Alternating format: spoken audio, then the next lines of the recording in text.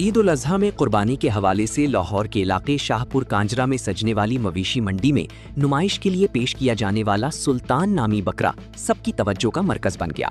बकरे की हाइट 47 और लेंथ 66 बताई जा रही है। 160 किलो वजनी सुल्तान को रोजाना गंदुम, गुली, चने की दाल और दूध पिलाया जाता है। सुल्तान एक मुकाबले में पहली पोजीशन भी हासिल कर चुका है। सुल्तान के मालिक मोहम्मद नदीम का कहना था कि मैं सुल्तान की 2 साल से खिदमत कर रहा हूं और मंडी में मुझे 6 साल का अरसा हो चुका है। बताया जा रहा है कि सुल्तान 8 लाख रुपए में फरोख्त कर दिया गया है।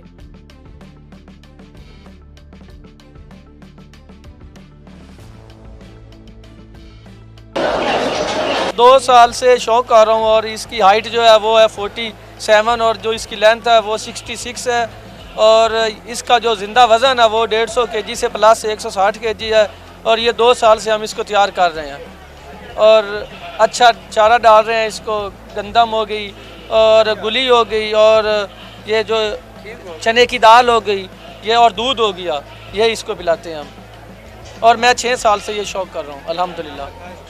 इसका नाम है जी सुल्तान।